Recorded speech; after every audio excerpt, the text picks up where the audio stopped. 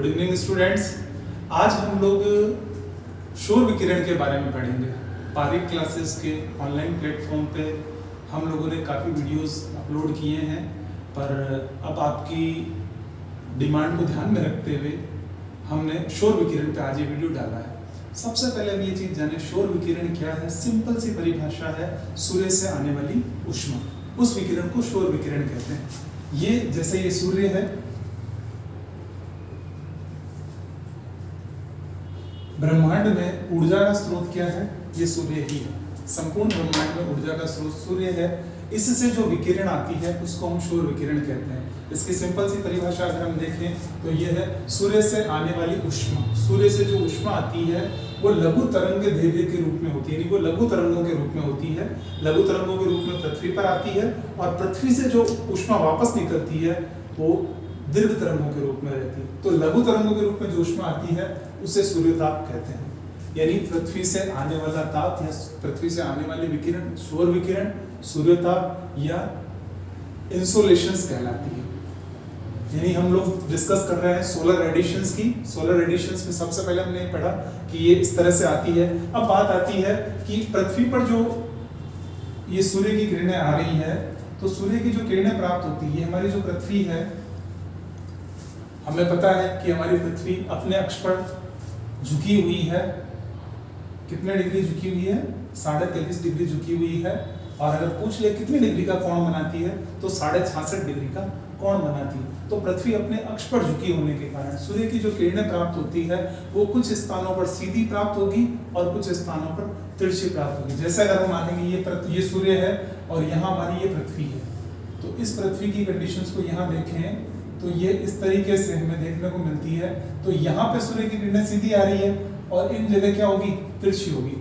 तो ये सूर्यताप को ये चीज भी प्रभावित करती है, सूर्य की किरणों का सीधापन और सूर्य की किरणों का तिरछापन। तो इस आधार पर पृथ्वी पर जो औसत रूप पर वायुमंडल की ऊपरी सतह पर जो ऊर्जा प्राप्त होती है, ऊष्मा प्राप्त होती है, 1.94 कैलोरी प्रति वर्ग सेंटीमीटर प्रति मिनट, यानी एवरी मिनट में हमें 1.94 कैलोरी प्रति वर्ग किलोमीटर एरिया पर प्रति सेंटीमीटर में मिलती है। अब सूर्य की जो सूर्यताप है, जो सोलर रेडिएशंस हैं, इसमें पहला जो कारण प्रभावित करता है सूर्य की किरणों का सीधापन और तिरछापन। इस चीज को अगर हम ऐसे समझें तो ये हमारा जो क्षेत्र है ये उष्णकटिबंध वाला क्षेत्र कहलाता है। ये बीच वाला शीतोष्ण कटिबंध और नंबर 3 पर शीत कटिबंध, यानी उष्णकटिबंध। उष्णकटिबंध इसलिए कहते हैं क्योंकि यहाँ सर्वाधिक ऊष्मा प्राप्त होती है, सूर्य की किरणें सीधी होती है, इसलिए यहाँ ये सर्वाधिक गर्म स्थान रहता है।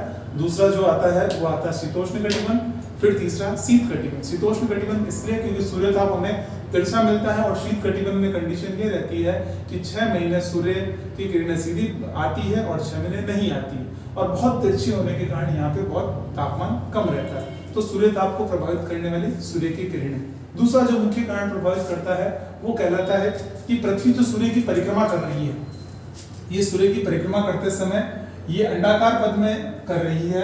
तो ये कभी तो क्या होती है, सूर्य के बहुत दूर चली जाती है और कभी सूर्य के बहुत पास में आ जाती है। तो जब ये दूर जाती है, यानी ये वर्ष में 2 स्थितियां बनती है। पहली जो स्थिति बनती है अपशोर पेरिहीलियन। अपशोर पेरिहीलियन का मतलब क्या है? पेरिहीलियन यानी 3 जनवरी के दिन ये स्थिति बनती है, सूर्य पृथ्वी के सबसे निकट रहता है। पेरिहीलियन के समय सूर्य पृथ्वी के सबसे निकट रहता है। अब प्रश्न ये आता है कि हम लोग उत्तरी गोलार्ध में रहते हैं, तो हमें ये लगता है जनवरी में 3 जनवरी के दिन टेम्परेचर ज्यादा होना चाहिए, लेकिन हमारे यहाँ नहीं होता, क्योंकि सूर्य दक्षिणी गोलार्ध में होता है, उत्तरी गोलार्ध में नहीं होता है, इसलिए हमारे यहाँ टेम्परेचर इतना नहीं बढ़ता है। लेकिन 3 जनवरी के दिन ये पेरिहीलियन कंडीशन होगी, उपशोर, यानी इस समय पृथ्वी और सूर्य के बीच की दूरी कितनी रहेगी?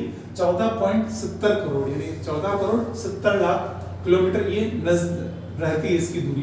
दूसरी जो स्थिति बनती है वो बनती है 4 जुलाई को, इसे हम कहते हैं अपशोर। अपशोर यानी एपीहीलियन। एपीहीलियन यानी ये डिस्टेंस कितनी रहेगी? 15 करोड़ और 20 लाख, 15.20 करोड़, यानी 15 करोड़ 20 लाख किलोमीटर ये डिस्टेंस पे रहेगी। तो जब ये नजदीक रहेगी, यानी ये अपशोर वाली स्थिति बनेगी, तो सूर्यताप ज्यादा प्राप्त होगा, और अपशोर वाली स्थिति में सूर्यताप कम प्राप्त होगा, क्योंकि जब नजदीक होगी तब ज्यादा होगा और दूर होगी तो कम मिलेगा।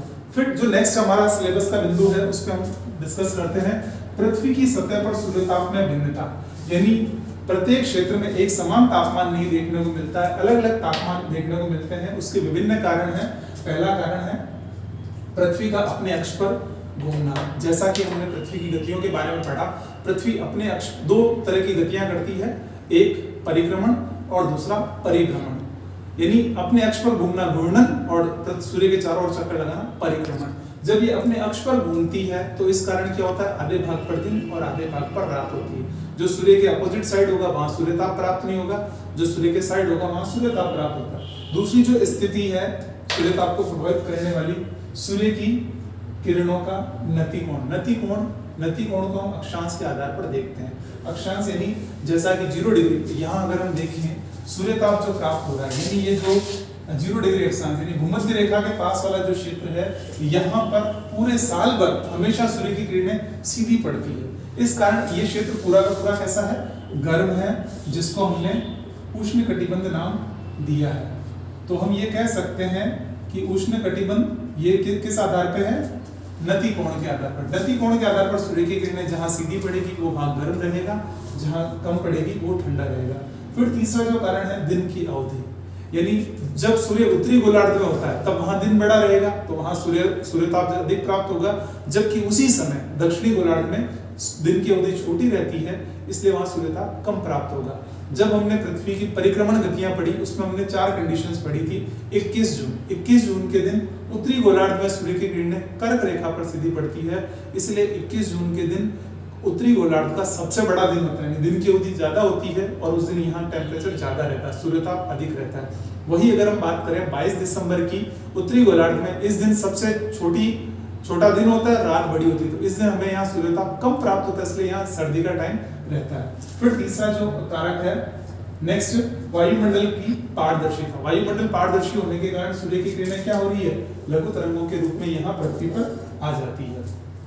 अब सौर विकिरण का वायुमंडल से होकर गुजरना, जब सौर विकिरण वायुमंडल से होकर पृथ्वी तक आता है तो क्या कंडीशन होती है, यह आता किस रूप में है, लघु तरंगों के रूप में आता है। लघु तरंगों के रूप में आता है तो पहले ओजोन परत, धूलकण, जलवाष्प, ये वायुमंडल में ये स्थितियां देखने को मिलती है और इन स्थितियों के परिणाम स्वरूप होता क्या है, ये सारी की सारी विकिरण का अवशोषण कर लेती है, यानी सूर्यताप का अवशोषण कर लेती है। हमें अच्छे से पता है कि सूर्य से आने वाली पराबैंगनी किरणें जो बहुत ही अल्ट्रावायलेट रेज होती है, जिसका कि टेम्परेचर बहुत हाई रहता है, उसका ओजोन परत द्वारा क्या कर लिया जाता है, अवशोषण कर लिया जाता है और हानिकारक किरणों को रोक लेती है। उसके बाद अगला बिंदु है सूर्यताप का पृथ्वी की सतह पर स्थानिक वितरण। स्थानिक वितरण मतलब इसका लोकल एरिया में कैसे कैसे डिवाइडेशन है, उसमें बहुत इंपॉर्टेंट चीज बनती है उष्णकटिबंध। उष्णकटिबंध में सूर्यताप की अगर हम देखें तो 320 वाट प्रति वर्ग किलोमीटर, यानी 1 वर्ग किलोमीटर एरिया में 320 वाट ऊष्मा प्राप्त होती है, जबकि ध्रुवों पर 70 वाट प्रति वर्ग किलोमीटर ऊष्मा प्राप्त होती है। तो इस प्रकार आज हमने ये पढ़ा कि सौर विकिरण यानी सोलर रेडिएशंस जो किस प्रकार पृथ्वी पर आता है और पृथ्वी पर इसके माध्यम से कौन कौन सी क्रियाएं संपन्न होती है और ऊष्मा का जो वितरण है उसके बारे में हमने पूरा स्टडी किया। आप लोगों को अगर ये वीडियो अच्छा लगता है तो अपने मित्रों के साथ शेयर करें और जो चैनल पे पहली बार आए हैं चैनल को सब्सक्राइब करें, लाइक करें। Thank you.